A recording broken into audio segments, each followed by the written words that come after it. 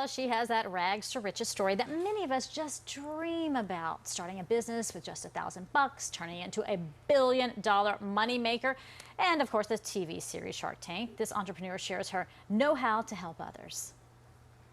You're the walking, talking example of the American dream, period. And I have no doubt in my mind you're going to make it, okay? So I'm going to make you an offer.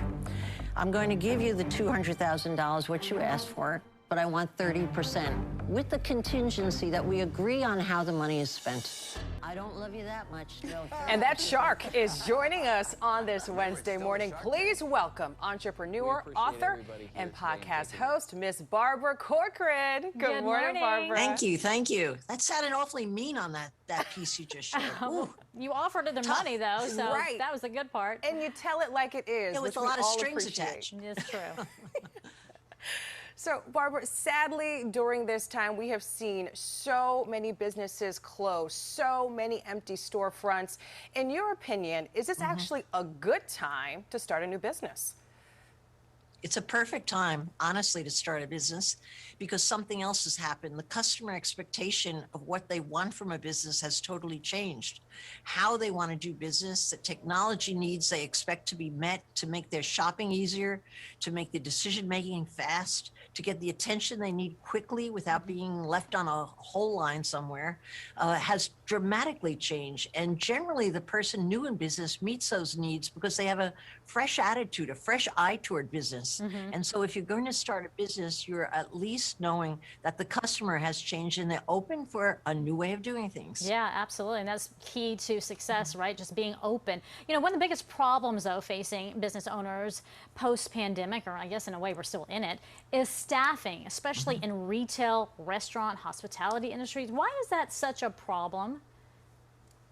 It's a problem because there's so many jobs that have opened over the last 6 months. There's been an incentive for many people to stay home because they haven't had to work, which is changing, thank God, right now.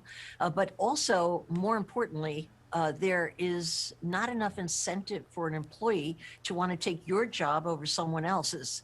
The key magic cards today to getting great employees, and they can be gotten, and you can get as many as you want, is if you motivate them. And what people are motivated by is flexibility in their work schedule. Must you really have that employee come to work 3 days a week? Or can you put in the technology in place so that they don't have to come? They could actually be with their kids. Many people are still at home educating their children. They don't have the freedom to come to work as they used to, particularly moms at home, as well as many dads now that are home with their kids.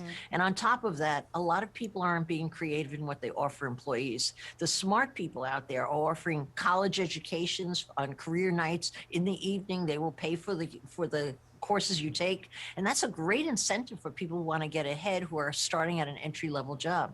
You just have to be creative, and you have to be aggressive in pleasing your employee almost as though they're the customer, that you're not the boss anymore. Right, offering that freedom has been a big incentive. Barbara, we mentioned you're always out here helping folks out.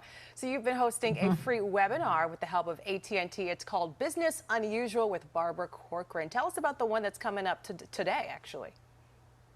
Well, today addresses a subject that is so important for every business, whether they've been in business a while or they're just starting out. And it's the subject of how do you get the new customer today? Where do you find them?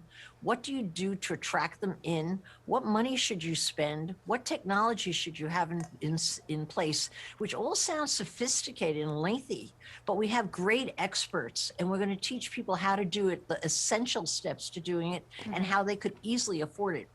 So today's guest, we have an all-star named Harley Finkelstein, who's the head of Shopify. He knows more about attracting customers than anyone I've ever spoken to. So we're going to get all of his trade secrets, whether he knows it or not, and we're going to share it. It's presented by AT&T Business Today. It's for free, and if you happen to miss it, you can get those episodes online as well. They're all housed online. Yeah, I mean, it's fascinating, too, and Shopify is a huge brand. Learn a lot from that. You know, the digital world has really helped businesses. Restaurants are using QR codes. What can we learn from that component, and how can businesses use that to really expand with less cost, if you will? Well, you know, people hear the word technology in business and they think it's going to be expensive. They also think it's going to be in for the long haul. Technology has changed. The small changes that you can make in technology that are in response to what the customer only last week thought about that they wanted are very inexpensive. But what's needed is you have to stay on top of it. And for people who are struggling in business and trying to run their business and manage their employees, they don't have the time for it. So what you really need is you need a trusted technology partner, whether that be AT&T or whichever provider you feel that you can trust and get straight information from. Because the saddest thing I witness every day is people spending a lot of money on technology that they don't use 6 months from now. The attitude toward technology spending has changed, and it's about meeting individual needs as you go, but you need to be on top of your competition and know what the changes are. So you need someone queuing you up all the time if you're going to beat out the competition. Yeah. All right, good stuff, Barbara. As always, thank you so much. Looking forward to seeing you on the next season of Shark Tank. My pleasure. Thanks, Barbara. And of course, for more on her webinars, check her out at barbaracorcoran.com. I tell you, everybody has been very resourceful. People kind of consider themselves brands. I've seen a record number of people actually putting their PayPal codes in their like Instagram bios and their Facebook bios. So you can kind of leave a tip if you feel so inclined. Isn't that interesting? It's very interesting.